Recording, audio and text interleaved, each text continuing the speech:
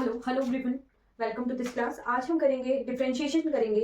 हमने क्या पढ़ा था? बैंड थ्योरी पढ़ी थी, राइट। बैंड थ्योरी में हमने देखा था क्रॉनिंग-पेनिंग मॉडल देखा था और देखी थी ब्लॉक थ्योरम। क्रॉनिंग-पेनिंग मॉडल से हमने निकाली थी इलेक्ट्रॉन की एनर्जी अंडर पोटेंशियल, राइट। यानी किसी भी पोटेंशियल के अंडर जो इलेक्ट्रॉन होता है वो सिस्टम के अंदर बाइंड होता है किसके किसके साथ? तो पोटेंशियल के अंडर वो मूव करता है, राइट। क्या चीज हमने पढ़ी थी? बैंड थ्योरी हमने पढ़ी।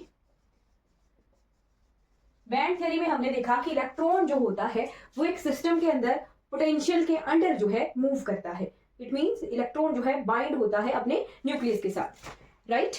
सेकेंड, हाँ, इलेक्ट्रॉन जो होता है वो बाइंड होता है अपने न्यूक्लियस के साथ और उसे कहते हैं कि इलेक्ट्रॉन जो है एक पोटेंशियल के अंडर है, राइट। और बैंड थ्योरी में क्रॉनिंग-पेनिंग मॉडल में एक हमने यहाँ पढ़ी थी ब्लॉक थ्योरम, फिर पढ़ा था क्रॉनिंग-पेनिंग मॉडल, राइट। क्रॉनिंग-पेनिंग मॉडल से हमने इलेक्ट्रॉन की एनर्जी निकाली थी और हमने देखा था क्रॉनिंग-पेनिंग मॉडल के रिजल्ट देखे थे कि अगर हमारा पोटेंशियल इन्फिनाइट हो जाता है तो इलेक्ट्रॉन की एनर्जी कैसी आती है? डिस्क्रीट एनर्जी लेवल आती है इलेक्ट्रॉन की। और हमने देखा था अगर पोटेंशियल जो है हमारा 0 हो जाता है तो हमारी जो इलेक्ट्रॉन की एनर्जी है वो कॉन्टिन्यूअस एनर्जी आती है, राइट। फिर उसके बाद हमने देखा कि अगर किसी पोटेंशियल के अंदर इलेक्ट्रॉन मूव कर रहा है तो उस इलेक्ट्रॉन का मास जो होता है वो उस पोटेंशियल से इफेक्टिव होगा और उस मास को कहते हैं इफेक्टिव मास, राइट। फिर हमने इफेक्टिव मास 1D में देखा, 1 डायमेंशन में अगर सिस्टम है, कोई सिस्टम 1 डायमेंशनल है, राइट। फिर 2D में देखा, 3D में देखा। मैंने आपको शॉर्ट ट्रिक्स भी बताई थी ए इनवर्स निकालने के लिए, एडजॉइंट निकालने के लिए, राइट। 2D और 3D की जो शॉर्ट ट्रिक्स बताई थी वो हर एक मैट्रिसेस में एप्लीकेबल होती हैं।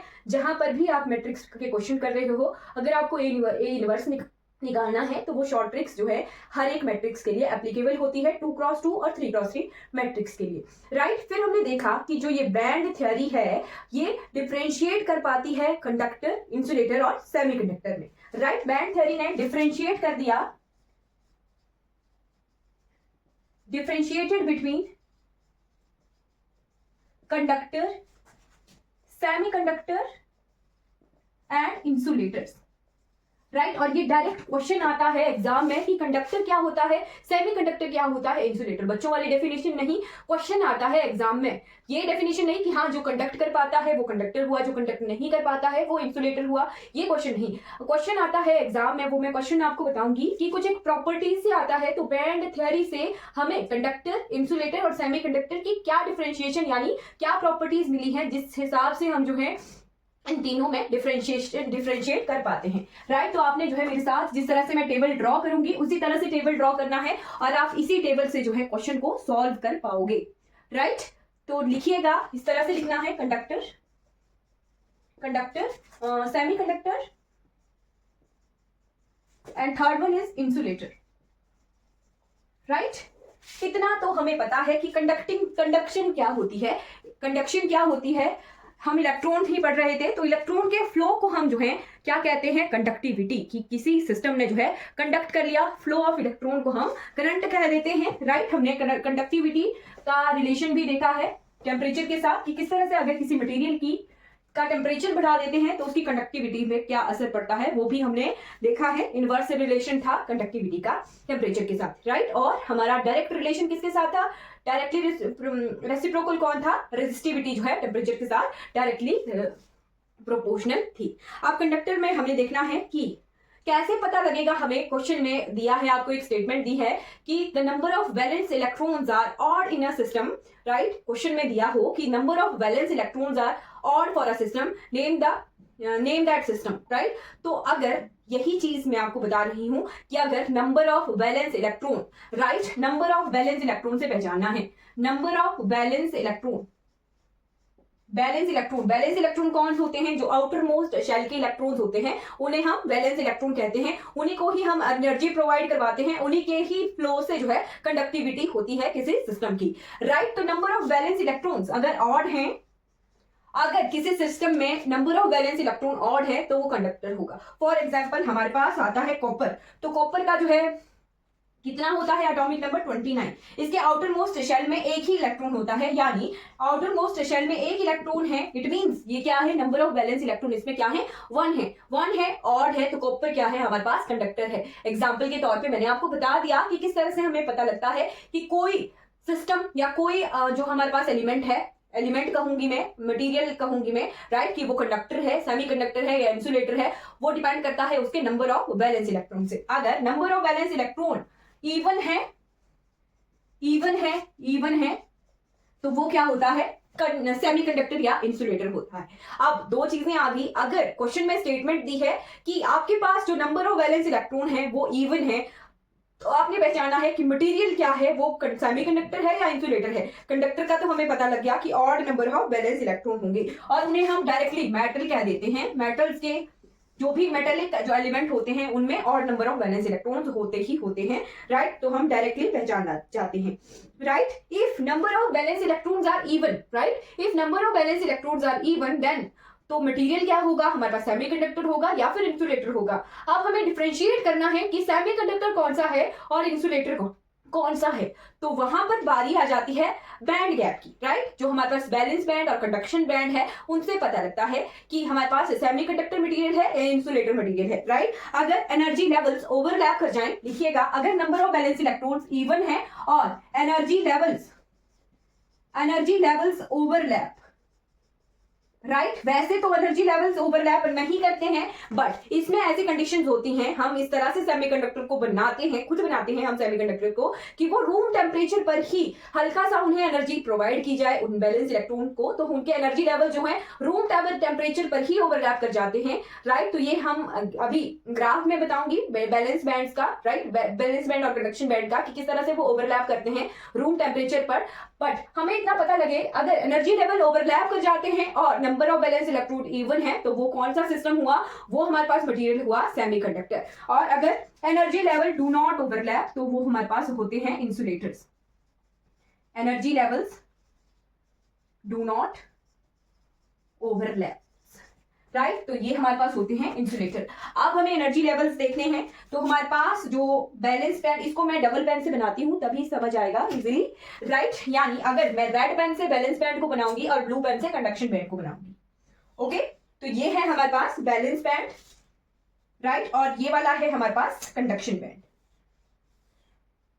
तो ये कंडक्शन बैंड है और ये बैलेंस बैंड है, ये दोनों आपस में ओवरलैप कर रहे हैं इस रीजन में, यानी इन दोनों के बीच में एनर्जी गैप नहीं है, energy gap not equal to 0, कोई भी गैप नहीं है। तो वो तो हमें पहचान में पता है कि वो कंडक्टर्स होते हैं जिनमें कोई भी एनर्जी गैप ना हो, दोनों जो है बैलेंस बैंड और कंडक्शन बैंड जो है ओवरलैप करते हो, राइट। फिर हमारे पास बारी आती है सेमीकंडक्टर्स की। तो सेमीकंडक्टर में कैसा होता है सिस्टम, सेमीकंडक्टर में ये जैसे मान लो ये हमारा बैलेंस बैंड है और ये वाला हमारा कंडक्शन बैंड है, right.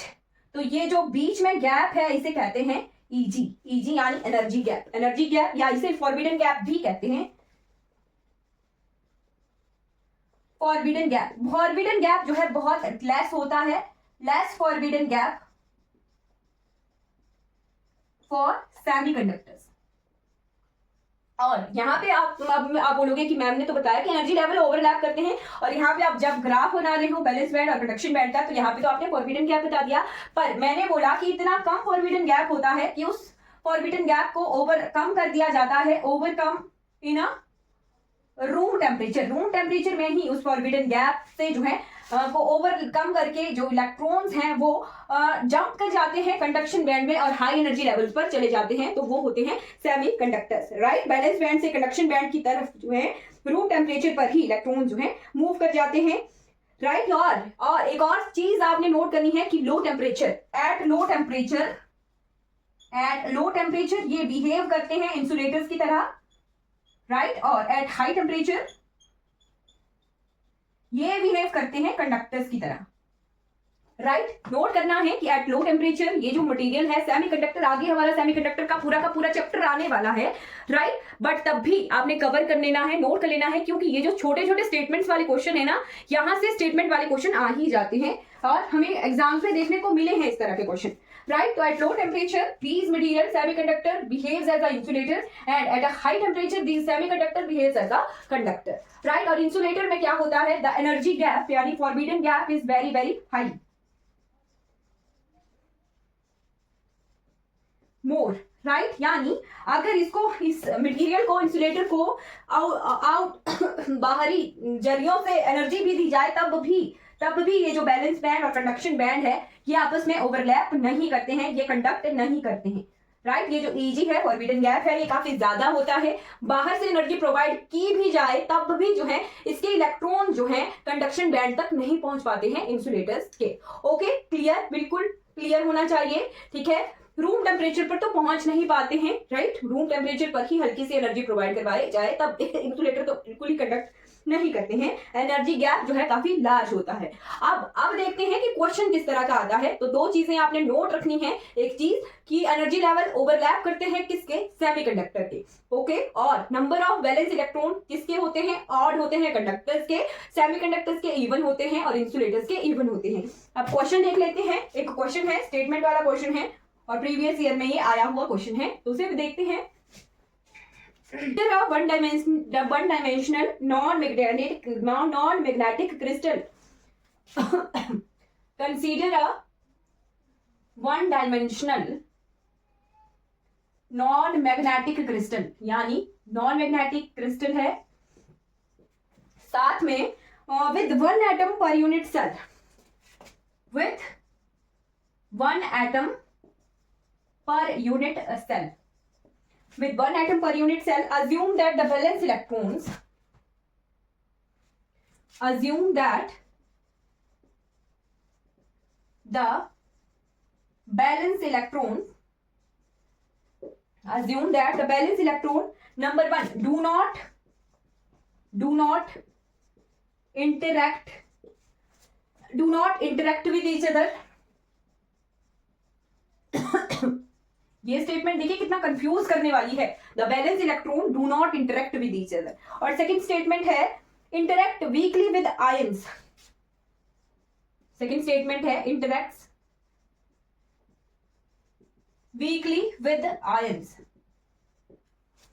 Ions, if n is the number of valence electrons, if n is the number of valence electrons per unit cell at 0 Kelvin,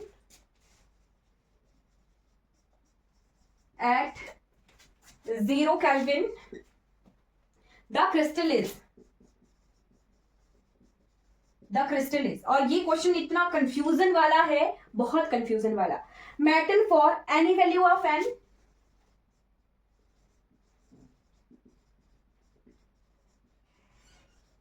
metal for any value of n. Second is non-metallic for any value of n.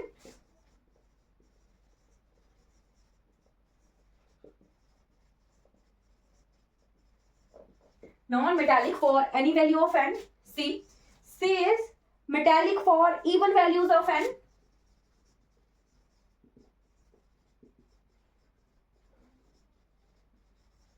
And D option is metallic for odd values of n.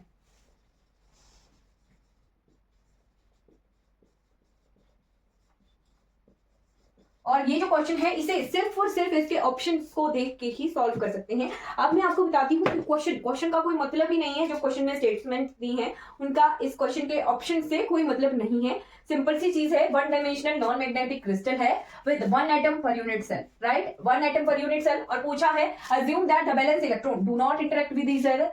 वही चीज होती है कि electron आपस में क्यों interact करेंगे भाई, उनमें रिपल्सिव फोर्स है, वो आपस में इंटरेक्ट नहीं करते हैं, राइट। फिर है इंटरेक्ट वीकली विद आयन, ठीक, अगर आयंस हैं तो वो हल्की सी उनमें अट्रैक्शन होगी या रिपल्शन होगी, जो भी होगा उनका इस स्टेटमेंट से कोई मतलब नहीं है नंबर ऑफ वैलेंस इलेक्ट्रॉन्स का, राइट। अब चीज क्या दी है कि if n is the number of valence electron per unit cell.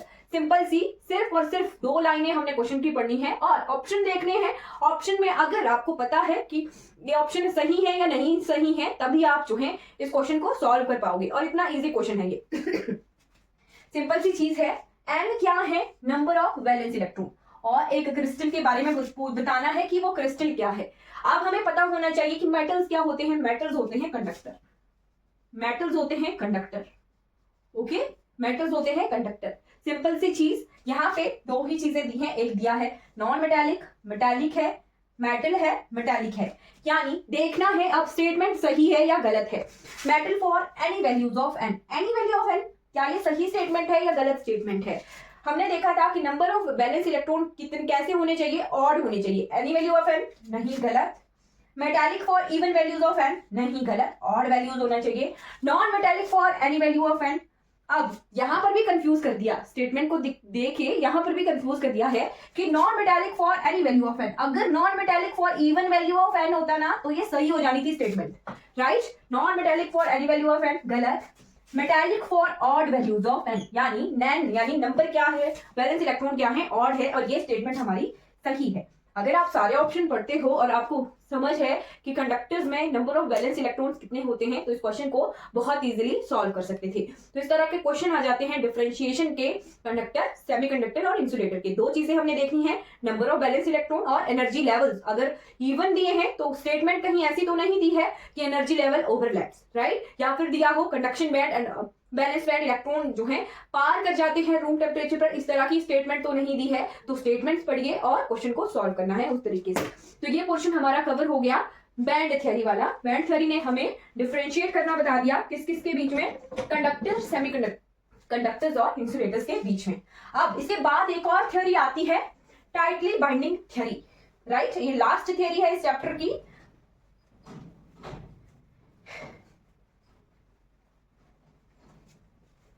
Tightly binding theory से क्वेश्चन आता है एक, वो हम देखेंगे, राइट। थ्योरी ज्यादा नहीं पढ़नी है, हमें इतना पता है कि इलेक्ट्रॉन जो होते हैं किसी पोटेंशियल के अंडर मूव करते हैं किसी सिस्टम में, इतना हमें पता है। पहले हमने फ्री इलेक्ट्रॉन थ्योरी देखी थी। फ्री इलेक्ट्रॉन थ्योरी में हमें पता लगा था कि इलेक्ट्रॉन जो है फ्री है, इस तरह से कंसीडर करके चले थे फ्री इलेक्ट्रॉन थ्योरी में, राइट। फिर हमने पढ़ी बैंड थ्योरी। बैंड थ्योरी में ने बताया कि जो हमारे इलेक्ट्रॉन है वो किसी पोटेंशियल के अंदर मूव कर रहे हैं, राइट। फिर उन्होंने डिफरेंशिएट करना बता दिया किस किस के बीच में, इलेक्ट्रॉन डिफरेंशिएट करना बता दिया कंडक्टर, सेमीकंडक्टर्स और इंसुलेटर्स में, ओके। हाँ, अब आती है last theory, that is tightly binding theory, और इससे क्वेश्चन आता है। क्वेश्चन बता देती हूं मैं, tightly binding theory.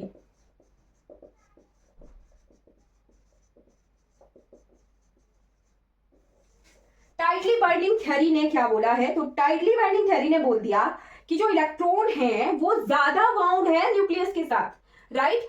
Tightly binding theory ने इतना बोला कि जो इलेक्ट्रॉन है वो बहुत ज्यादा बाउंड है न्यूक्लियस के साथ, यानी उनका जो पोटेंशियल है वो काफी हाई है, राइट। वो काफी हाई पोटेंशियल के अंडर मूव करते हैं। टाइटली बाइंडिंग थ्योरी, टाइटली से समझ सकते हैं कि बहुत ज्यादा टाइटली बाउंड है इलेक्ट्रॉन, राइट। Okay, clear. तो यहाँ पे इस सिस्टम से हमने दो चीजें सीखनी है। एक मैं आपको एनर्जी डायरेक्ट लिखवाऊंगी, एक क्वेश्चन भी मैंने सॉल्व करवाया था, उसमें टाइटली बाइंडिंग थ्योरी दी हुई थी, तो एनर्जी दी हुई थी।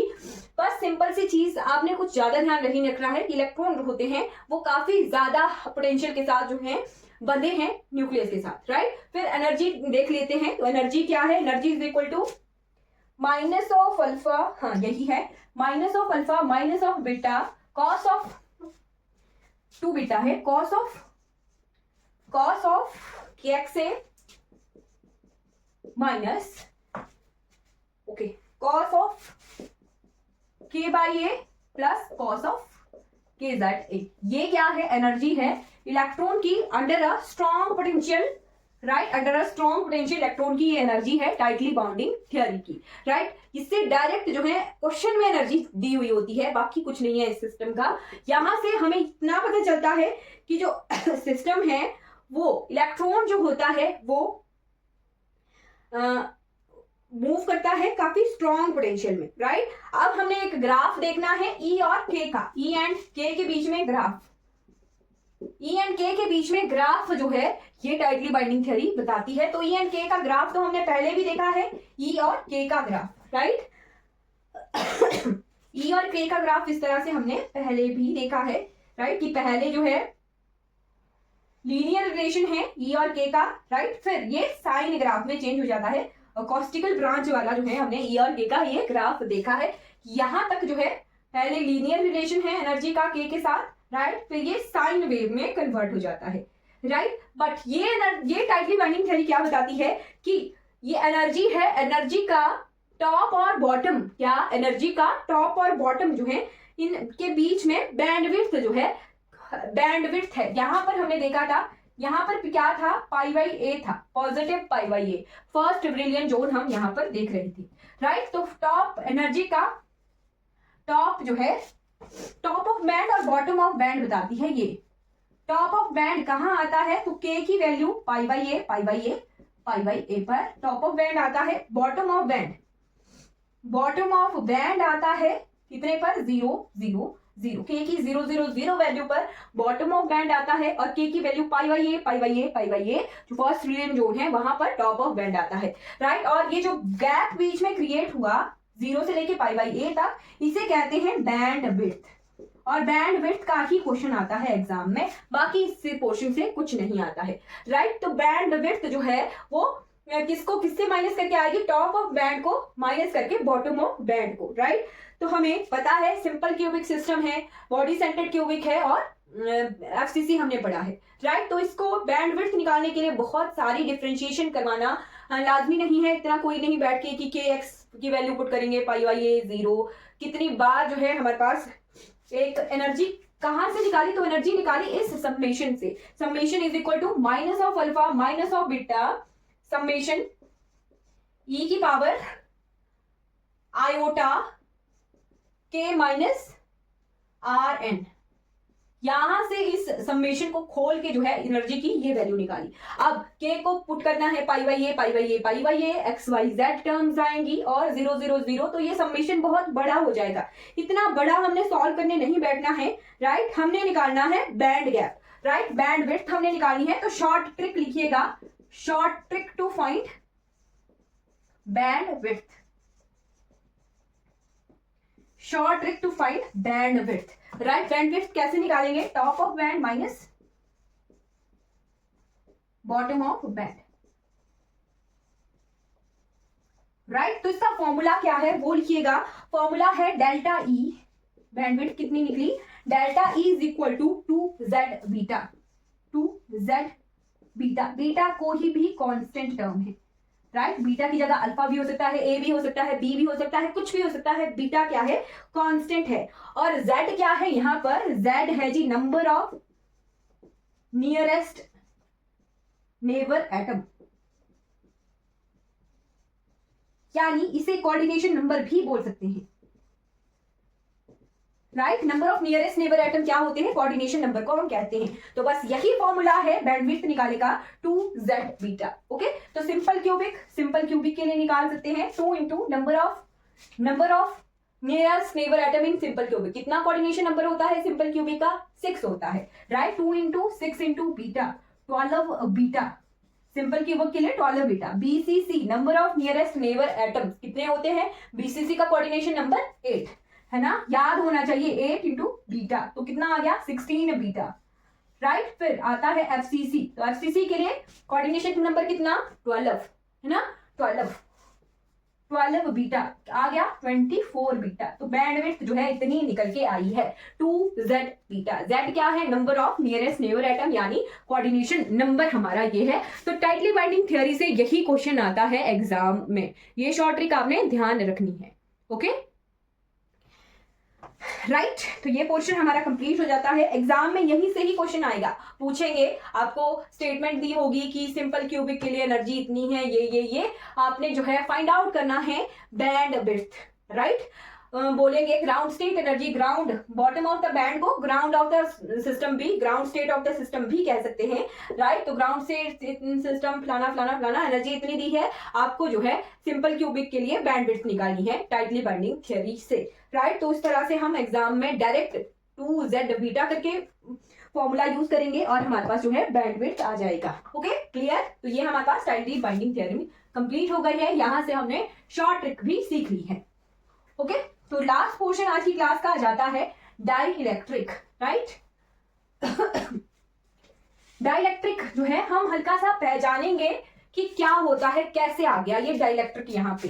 तो हमने पहचाने कंडक्टर, सेमीकंडक्टर और इंसुलेटर। अब क्या हुआ, हमने कंडक्टर्स में फील्ड अप्लाई कर दी, इलेक्ट्रिक फील्ड, राइट। कंडक्टर्स में को जो है प्लेस कर दिया, कंडक्टर्स को या फिर किसी क्रिस्टल को प्लेस कर दिया हमने किसी इलेक्ट्रिक फील्ड में, और वो जो है अलग सी प्रॉपर्टीज शो करना शुरू कर दिए, राइट। क्या किया, किसी भी यूनिट सेल को या किसी भी क्रिस्टल को, लैटिस को हमने क्या किया, प्लेस कर दिया किसी फील्ड में, इलेक्ट्रिक फील्ड में प्लेस कर दिया। अब उस सिस्टम ने जो है कुछ एक डिफरेंट प्रॉपर्टीज जो है शो करना शुरू कर दी, राइट। डाइलेक्ट्रिक का इलेक्ट्रोडायनेमिक्स में अलग से चैप्टर आएगा, इलेक्ट्रॉनिक्स में चैप्टर आएगा, राइट। वहां पर हम डिटेल में पढ़ेंगे। अभी इतनी सी पहचान कि डाइलेक्ट्रिक कहां से आ गए, तो क्रिस्टल को हमने प्लेस कर दिया किसी इलेक्ट्रिक फील्ड में, राइट। और क्रिस्टल को प्लेस करने के बाद उन्होंने क्या किया, खुद को उस सिस्टम ने अलाइन करना शुरू कर दिया। वो इलेक्ट्रिक फील्ड के अकॉर्डिंग जो है अलाइन हो गए, उसमें जो भी हमारे पास डाइपोल्स बन गए, है ना। तो डाइपोल्स क्या होता है, डाइपोल मोमेंट क्या होती है, वो हल्का सा आइडिया लेते हैं कि डाइलेक्ट्रिक में डाइपोल मोमेंट क्या होती है। हल्का सा आइडिया, यहां से किस तरह का क्वेश्चन आएगा वो आइडिया, बस इतना सा इस चैप्टर से पढ़ेंगे। बाकी डिटेल डाइलेक्ट्रिक की हम जो है इलेक्ट्रॉनिक्स में पढ़ेंगे। ओके, यहां से क्वेश्चन क्या आएगा वो भी मैं आपको बता दूंगी, ठीक है। ठीक, तो डाइलेक्ट्रिक की क्या है, इंसुलेटर की एडिशनल प्रॉपर्टीज हैं।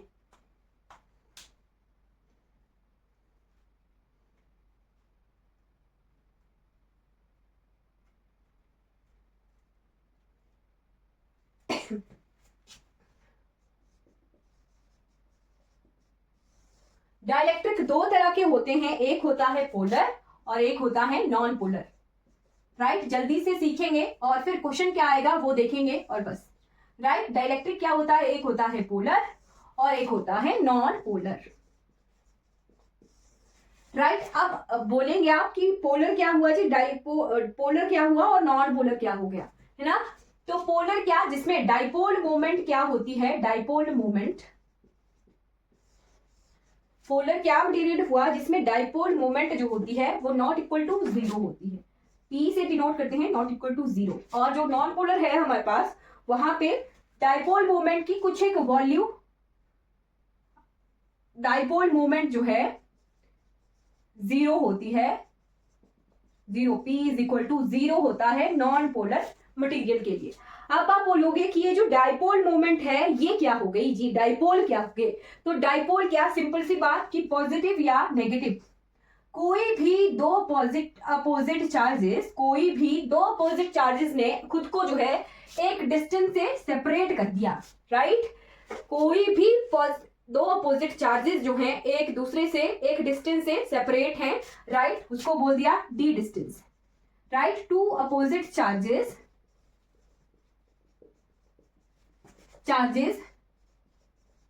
separates with a distance, right. कोई भी दो इक्वल एंड अपोजिट चार्जेस जो हैं एक डिस्टेंस से सेपरेट हैं उसे कहते हैं जी डाइपोल, राइट। ये क्या बन गया, एक डाइपोल, ओके। ये क्या बन गया, डाइपोल। तो डाइपोल क्या बन गया कि दो इक्वल एंड अपोजिट चार्जेस हैं और वो एक डिस्टेंस से सेपरेट हैं, राइट। ये एक डिस्टेंस पे दूरी पर हैं दो इक्वल एंड अपोजिट चार्जेस, तो वो बन गया डाइपोल। अब डाइपोल मोमेंट क्या आ गई, डाइपोल मोमेंट होता है charge into distance, charge into distance. Q charge मान लेते हैं, राइट। क्यू इनटू डिस्टेंस कितना आ गया, डी, चार्ज इनटू डिस्टेंस आ गया जी डी, ओके। तो dipole moment Q into D, यानी इसे पी लिखेंगे, राइट। चार्ज इनटू डिस्टेंस जो होता है पी होता है, वो डाइपोल मोमेंट होता है, राइट। अगर अब सिंपल सी चीज कि पोलर मॉलिक्यूल क्या होंगे और नॉन पोलर मॉलिक्यूल क्या होंगे, बोला है ना डाइपोल मोमेंट 0 नहीं है और यहाँ पर डाइपोल मोमेंट जो होती है वो 0 है, यानी इसका डायरेक्ट रिलेशन आता है यहाँ डिस्टेंस से, ओके। चार्ज तो 0 नहीं हो सकता, डिस्टेंस 0 हो सकता है। नॉन पोलर मॉलिक्यूल ऐसे मॉलिक्यूल होते हैं जहां पर दो चार्जेस जो होते हैं वो आपस में, दो चार्जेस आपस में कोइंसाइड करते हैं, राइट, यानी वो ओवरलैप कर लेंगे, है ना। उनके बीच में कोई डिस्टेंस नहीं है, डी इक्वल टू 0 है। दो चार्जेस के बीच में कोई डिस्टेंस नहीं है, दो इक्वल एंड अपोजिट चार्जेस के बीच में कोई डिस्टेंस नहीं है, डी 0 है। डी 0 हो गया तो नेचुरली हमारे पास डाइपोल मोमेंट जो है 0 होती है, यानी नॉन पोलर मॉलिक्यूल ऐसे जहां पर दो चार्जेस के बीच में कोई डिस्टेंस नहीं होता है वो होते हैं नॉन पोलर मॉलिक्यूल। और पोलर मॉलिक्यूल कैसे, पोलर मॉलिक्यूल ऐसे जिनमें दो चार्जेस के बीच में डिस्टेंस होता है, डिस्टेंस होने की वजह से डिस्टेंस की वैल्यू जीरो नहीं आएगी, चार्ज इनटू डिस्टेंस हमारे पास डाइपोल मोमेंट की वैल्यू आएगी, जीरो नहीं होगा, तो वो होती है polar molecule, right. Polar molecule में दो चार्जेस के बीच में कुछ एक डिस्टेंस होता है। क्लियर, हमें डिफरेंस पता लग गया नॉन पोलर मॉलिक्यूल का और पोलर मॉलिक्यूल का। अब हम देखेंगे कि ये पोलराइजेशन क्या होती है। अगर हम इन पोलर मॉलिक्यूल्स और नॉन पोलर मॉलिक्यूल्स को जो अब किसी इलेक्ट्रिक फील्ड में प्लेस कर देंगे तो वहां पर ये जो चार्जेस हैं ये इलेक्ट्रिक फील्ड की डायरेक्शन में अलाइन हो जाएंगे, राइट। मान लो मैंने क्या किया, एक इलेक्ट्रिक फील्ड अप्लाई कर दी है ऐसे, ओके, और यहां पर मैंने क्या किया, एक सिस्टम को प्लेस कर दिया यहां। मान लो कोई सिस्टम है, पॉजिटिव है और ये इलेक्ट्रॉन है, राइट। एक मॉलिक्यूल को मैंने प्लेस कर दिया इस तरह से। अब इन दोनों चार्जेस के बीच में डिस्टेंस नहीं था, है ना, डिस्टेंस नहीं था। क्या हुआ, पहले इलेक्ट्रिक फील्ड अभी तक अप्लाई नहीं की है, अब क्या किया, इस डायरेक्शन में इलेक्ट्रिक फील्ड मैंने अप्लाई कर दी, राइट। इलेक्ट्रिक फील्ड अगर अप्लाई कर दी है तो ये जो नेगेटिव चार्ज है ये इस तरफ आ जाएगा, ये जो पॉजिटिव चार्ज है ये इस तरफ आ जाएगा और ये स्ट्रेच हो जाते हैं, खिंच जाते हैं। क्या चीज मैंने बोली, इलेक्ट्रिक फील्ड अप्लाई करने के बाद ये जो नॉन पोलर मॉलिक्यूल हैं, नॉन पोलर मॉलिक्यूल जो होते हैं वो स्ट्रेच हो जाते हैं, जबरदस्ती उनके बीच में, चार्जेस के बीच में डिस्टेंस क्रिएट किया जाता है और उसकी वजह से हमारे पास डाइपोल क्रिएट हो जाता है, राइट। राइट, क्लियर हो गया कि इलेक्ट्रॉन इस तरफ खिंच गया और ये न्यूक्लियस जो है इस तरफ खिंच गया और ये इस तरह से इलेक्ट्रिक फील्ड अप्लाई करने के बाद इनमें स्ट्रेचिंग करके जो है डाइपोल बना दिया जाता है नॉन पोलर मॉलिक्यूल का, स्ट्रेचिंग। ये क्वेश्चन आता है और यही क्वेश्चन आता है, राइट। अब आपको ये नहीं पूछेंगे कि डाइपोल मोमेंट किस तरह से क्रिएट की जाएगी नॉन पोलर मॉलिक्यूल में, राइट। ये इंसुलेटर होता है, जो डाइलेक्ट्रिक होते हैं ना वो इंसुलेटर्स की ही प्रॉपर्टीज होती हैं, इंसुलेटर्स की ही प्रॉपर्टीज होती हैं नॉन पोलर और पोलर मॉलिक्यूल बनाना। डाइलेक्ट्रिक मेनली जो है हमारे पास इंसुलेटर होते हैं, है ना, उनमें जबरदस्ती स्ट्रेचिंग करके, अगर वो नॉन पोलर है तो उनमें स्ट्रेचिंग करके हम डाइपोल्स क्रिएट कर देते हैं, ठीक है, ठीक है, क्लियर हो गया। If we place non polar molecule in electric field, तो इलेक्ट्रिक फील्ड में रखने की वजह से पॉजिटिव और नेगेटिव में डिस्टेंस बन जाता है और डाइपोल जो है अलाइन हो जाते हैं इलेक्ट्रिक फील्ड में। अब एक और चीज, डाइपोल अलाइन हो गए हैं बट उनकी डायरेक्शन, फील्ड की डायरेक्शन अपोजिट है, पॉजिटिव से नेगेटिव, है ना। अलाइन तो वो इस तरह से हो गए इलेक्ट्रिक फील्ड की डायरेक्शन में, है ना, बट उनके अंदर जो फील्ड है वो अपोजिट होती है with respect to applied electric field, right. Applied electric field से अपोजिट होती है जो हमारे पास डाइपोल क्रिएट हो गया उसके अंदर की फील्ड, राइट, क्लियर हो गया। और इसी जो हमने इलेक्ट्रिक फील्ड में डाइपोल क्रिएट किए और, है ना, डाइपोल क्रिएट करवाए किसी सिस्टम के, इसी प्रोसेस को कहते हैं पोलराइजेशन, राइट। पोलराइजेशन बोलते हैं जी इसको इलेक्ट्रिक फील्ड में प्लेस करके डाइपोल क्रिएट किए, है ना, डाइपोल क्रिएट किए, डाइपोल मोमेंट आ गई इस सिस्टम में, इस सिस्टम को इलेक्ट्रिक फील्ड में प्लेस करके उस प्रोसेस को कहते हैं पोलराइजेशन, क्लियर। अगर पोलर मॉलिक्यूल होगा तो वहां पर तो हमें पता ही है कि पॉजिटिव और नेगेटिव जो है डाइपोल तो है ही, है ना, पॉजिटिव और नेगेटिव डाइपोल्स तो होते ही है पोलर मॉलिक्यूल में, है ना, बट विद क्या होते हैं, वो रैंडम होते हैं, राइट, रैंडम होते हैं। मान लो ये कोई भी रैंडम मॉलिक्यूल मैंने उठाया, इसमें इलेक्ट्रिक फील्ड इस तरफ को है और इसके डाइपोल में जो इसके डाइपोल मोमेंट है, इस डाइपोल जो है इस तरफ को है, तो इसकी फील्ड जो है इस तरफ को है, तो इसको घुमा के इलेक्ट्रिक फील्ड की डायरेक्शन में लाना है, राइट। डाइपोल रैंडमली अरेंज्ड है किसी पोलर मॉलिक्यूल में, तो उनको जबरदस्ती इलेक्ट्रिक फील्ड की डायरेक्शन में लाना है, ये काम होता है पोलर मॉलिक्यूल का, राइट। एक्सटर्नल फील्ड जब अप्लाई की जाती है तो पोलराइजेशन किस तरह से होगी, पोलर मॉलिक्यूल में, है ना, तो उसमें जबरदस्ती जो है इन सारे के सारे डाइपोल्स को जो है अलाइन कर दिया जाता है इलेक्ट्रिक फील्ड की डायरेक्शन में, राइट, यानी घुमा देंगे इन सब को, जितने भी डाइपोल्स हैं इनको घुमा देते हैं और ये जो है इलेक्ट्रिक फील्ड की डायरेक्शन में अरेंज हो जाते हैं, अलाइन कर लेते हैं खुद को। बट इनसाइड द डाइपोल जो फील्ड होती है वो अपोजिट होती है। अप्लाइड फील्ड इस तरफ को होती है और इनसाइड द डाइपोल हमारे पास फील्ड जो है अपोजिट होती है। तो दो चीजें हमने देखी कि पोलर नॉन पोलर मॉलिक्यूल में हमने पोलराइजेशन कैसे काय कराई, एक्सटर्नल फील्ड अप्लाइड करके उसमें स्ट्रेचिंग करके डाइपोल बनाया है ना।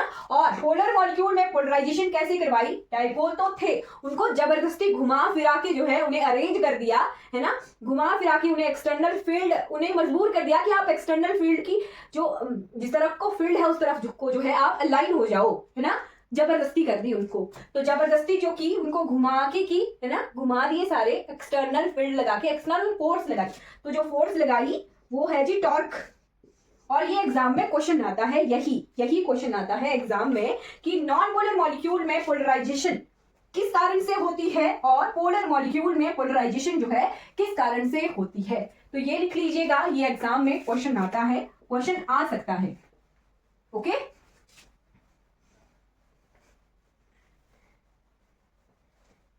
राइट, लिखिएगा non polar molecule, non polar and polar.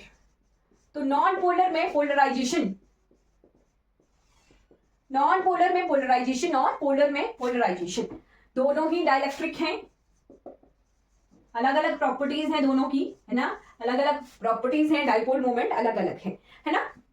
पहले नॉन पोलर की dipole moment not equal to 0 है और यहाँ पे पोलर की, नॉन पोलर की इक्वल टू 0 है और पोलर की नॉट इक्वल टू 0 है डाइपोल मोमेंट। अब क्या किया, एक्सटर्नल फील्ड लगा कि उसमें पोलराइजेशन की non polar and polar molecules की, राइट। तो इसमें स्ट्रेचिंग की गई, एक्सटर्नल फोर्स लगा के उन्हें खींचा गया, उसकी वजह से जो है पॉजिटिव और नेगेटिव में दूरी बनाई गई और हमारे पास डाइपोल क्रिएट किए गए नॉन पोलर मॉलिक्यूल्स में। और पोलर मॉलिक्यूल्स में जो है रोटेशन करवाई गई किसकी वजह से, टॉर्क अप्लाई करके। टॉर्क किसकी वजह से अप्लाई हुआ, तो एक्सटर्नल इलेक्ट्रिक फील्ड की वजह से। टॉर्क जो है एक्सटर्नल इलेक्ट्रिक फील्ड की वजह से टॉर्क क्रिएट हुआ और रोटेशन हो गई डाइपोल्स की और वो इलेक्ट्रिक फील्ड के अलॉन्ग जो है अलाइन हो गए। तो पोलर्स में टॉर्क लगता है, नॉन पोलर्स में स्ट्रेचिंग होती है पोलराइजेशन करवाने के लिए। क्लियर, बिल्कुल क्लियर, यही एग्जाम में क्वेश्चन आता है, राइट। तो पोलराइजेशन जो होती है उसे डिनोट किया जाता है किससे, पोलराइजेशन जो होती है वो डायरेक्टली प्रोपोर्शनल होती है इलेक्ट्रिक फील्ड के। पोलराइजेशन जो होती है डायरेक्टली प्रोपोर्शनल होती है इलेक्ट्रिक फील्ड के, राइट। इलेक्ट्रिक फील्ड स्ट्रांग होगी उतने स्ट्रांगली जो है पोलराइजेशन होगी, डाइपोल क्रिएट होंगे किसी सिस्टम में, राइट। तो अगर इसे मैं P से डिनोट करती हूं तो ये आ गया अल्फा ई। ये मैंने अल्फा ई जो है ये साइन ऑफ प्रोपोर्शनलिटी है और ये क्या है, अल्फा है, राइट। तो अल्फा यहाँ पे प्रोपोर्शनलिटी कांस्टेंट बना जिसे बोला गया पोलराइजेबिलिटी, राइट। अल्फा को बोला पोलराइजेबिलिटी, राइट। तो पोलराइजेबिलिटी का कुछ एक जो है हमारे पास रिलेशन आता है नॉन पोलर और पोलर मॉलिक्यूल्स के लिए, वो हम कल की क्लास में आप देखेंगे। इतना पता हमें लग गया कि पोलराइजेबिलिटी क्या होती है ना। चलिए इसे अभी कंप्लीट कर लेते हैं, फिर कल हम सेमीकंडक्टर शुरू करेंगे, है ना। क्यों छोड़ना, थोड़ी सी चीज है वो कवर हो जाएगी, है ना। तो हमारे पास जो होते हैं पोलराइजेबिलिटी 3 तरह से हो सकती है, या इलेक्ट्रॉनिक होगी, आयनिक हो सकती है, यानी फील्ड में हम आयंस वाले मॉलिक्यूल प्लेस कर रहे हैं, या फील्ड में हम जो न्यूक्लियस और इलेक्ट्रॉन वाले स्ट्रॉन्ग मॉलिक्यूल प्लेस कर रहे हैं, या फिर हम पोलर मॉलिक्यूल प्लेस कर रहे हैं किसी सिस्टम के अंदर। तो पोलराइजेबिलिटी किस तरह से हमारी डिपेंड करती है इन तीनों में, है ना। सॉरी, डाइपोलर, पोलर नहीं डाइपोलर, ओके। डाइपोलर क्या मतलब, पूरा मॉलिक्यूल है, यानी जैसे मान लो H2O है, CO2 है, पूरे के पूरे मॉलिक्यूल को हमने प्लेस कर दिया है। यहाँ पे सिंगल एटम को प्लेस किया है, पॉजिटिव और बाहर इलेक्ट्रॉन है। यहाँ पे Na पॉजिटिव Cl नेगेटिव इस तरह से प्लेस किया है कोई भी क्रिस्टल जिसमें आयंस है ना। और यहाँ पे जो है पूरा का पूरा मॉलिक्यूल है, इस तरह से जो है सिस्टम में हमने प्लेस कर दिया है इन्हें, राइट। तो इन पे एक्सटर्नल इलेक्ट्रिक फील्ड लगाई, एक्सटर्नल फील्ड लगाई तो इनकी पोलराइजेबिलिटी भी जो है अलग अलग है, राइट। नॉन पोलर मॉलिक्यूल जो होते हैं, है ना, अब ये पता करना है ये कौन से पोलर हैं और कौन से नॉन पोलर हैं, राइट। जब एक्सटर्नल फील्ड लगाई गई तो यहाँ पे स्ट्रेचिंग होगी, यहाँ पे भी स्ट्रेचिंग होगी, और यहाँ पर तो हमें दिखता है कि मॉलिक्यूल्स हैं उन पे डाइपोल्स जो है क्रिएट हुए ही होंगे। तो ये नॉन पोलर है, ये नॉन पोलर है और ये पोलर है, राइट। यानी डाइपोल मोमेंट यहाँ 0 है, यहाँ 0 है, और वहां पर डाइपोल मोमेंट की कुछ वैल्यू है, राइट। और पोलराइजेबिलिटी तो अल्फा ई इसके लिए है, अल्फा आई इसके लिए है, और अल्फा डी इसके लिए है डाइपोलर मॉलिक्यूल के लिए, राइट। ये क्या है, पोलराइजेबिलिटी। अब हमने देखना है कि जो पोलराइजेबिलिटी है इसकी टेम्परेचर पर डिपेंडेंस, टेम्परेचर अगर बढ़ाएंगे तो पोलराइजेबिलिटी इलेक्ट्रॉनिक जो भी हमारे पास नॉन पोलर मॉलिक्यूल है उससे इंडिपेंडेंट है, राइट। टेम्परेचर बढ़ाने से इसकी पोलराइजेबिलिटी पे कोई फर्क नहीं पड़ेगा। यहां पर भी इंडिपेंडेंट है, ये लिख लीजिएगा, कई बार एग्जाम में आ सकता है ये टेबल, और यहां पर डिपेंडेंट है क्योंकि डाइपोल रैंडम हो जाएंगे, उन रैंडम हो जाएंगे डाइपोल्स, पहले से ही डाइपोलर मॉलिक्यूल में डाइपोल्स होते हैं, वो रैंडम हो जाएंगे अगर हम टेम्परेचर बढ़ा देते हैं। टेम्परेचर बढ़ा दिया तो ज्यादा इलेक्ट्रिक फील्ड हमें अप्लाई करनी पड़ेगी, हमें इलेक्ट्रिक फील्ड के अलॉन्ग डाइपोल्स को अलाइन करने के लिए, राइट। तभी टेम्परेचर डिपेंडेंट है हमारा डाइपोलर मॉलिक्यूल, राइट। फिर टेम्परेचर डिपेंडेंट है बट इनवर्सली है, अल्फा डी 1 टेम्परेचर। जितना ज्यादा टेम्परेचर होगा उतनी हमारे पास जो है अल्फा डी उतनी कम होगी। टेम्परेचर ज्यादा है, इलेक्ट्रिक फील्ड उतनी ज्यादा होगी, है ना, और इलेक्ट्रिक फील्ड उतनी ज्यादा होगी उतनी पोलराइजेबिलिटी जो है हमारे पास कम होगी, ठीक है। ये है हमारे पास डाइपोलर मॉलिक्यूल की अल्फा डी यानी टेम्परेचर डिपेंडेंट पोलराइजेबिलिटी की डाइपोलर मॉलिक्यूल की, राइट। फिर है फ्रीक्वेंसी रिस्पॉन्स, फ्रीक्वेंसी रिस्पॉन्स कितना क्या हुआ, फ्रीक्वेंसी रिस्पॉन्स इतना कि जैसे इलेक्ट्रिक फील्ड अप्लाई की तो कितना टाइम लगा पोलराइजेशन करने के लिए उस सिस्टम में, राइट। अगर जिसका जो हमारे पास फ्रीक्वेंसी है वो इनवर्सली प्रोपोर्शनल है टाइम के, राइट। जितना कम टाइम लगेगा उतना फ्रीक्वेंसी रिस्पॉन्स ज्यादा, और जितना ज्यादा टाइम लगेगा उतना फ्रीक्वेंसी रिस्पॉन्स जो है सबसे कम, राइट। तो सबसे जल्दी जो है सबसे कम जो है हमारे पास फ्रीक्वेंसी रिस्पॉन्स है, इसके लिए लेसर, फिर इसमें थोड़ा ज्यादा, है ना, और ये सबसे ज्यादा, ऐसे लिख देती हूँ, सबसे ज्यादा। इसको सिंपल भाषा में इस तरह से लिख सकते हैं कि फ्रीक्वेंसी रिस्पॉन्स जो है डाइपोलर मॉलिक्यूल के लिए सबसे ज्यादा है, उससे ये रिलेशन होगा, है ना। फ्रीक्वेंसी रिस्पॉन्स सबसे ज्यादा ग्रेटर फॉर डाइपोलर मॉलिक्यूल, उससे कम आयनिक जो मॉलिक्यूल है हमारे पास, और उससे कम हमारे पास electronic non polar molecule, right. तो इस तरह से फ्रीक्वेंसी रिस्पॉन्स का रिलेशन आ गया पोलराइजेबिलिटी के साथ में, राइट। तो ये हमने डाइइलेक्ट्रिक की हल्की सी प्रॉपर्टीज देखी हैं। जो शुरू का क्वेश्चन है कि पोलराइजेबिलिटी किस तरह से होती है नॉन पोलर और पोलर मॉलिक्यूल की, वो आपने ध्यान रखना है। बाकी हम कल की क्लास में अब नया चैप्टर शुरू करेंगे, तो ये चैप्टर बैंड थ्योरी हमारी यहाँ पर कंप्लीट हो जाती है। हमने डिफरेंशिएट कर दिया कंडक्टर, सेमीकंडक्टर और इंसुलेटर में। डाइइलेक्ट्रिक के बारे में हल्का सा आइडिया ले लिया, ये क्या है, इंसुलेटर की प्रॉपर्टीज है, राइट। इंसुलेटर को जब एक्सटर्नल इलेक्ट्रिक फील्ड में रखेंगे तो उसमें किस तरह से चेंजेस आएंगे वो हमने देखे।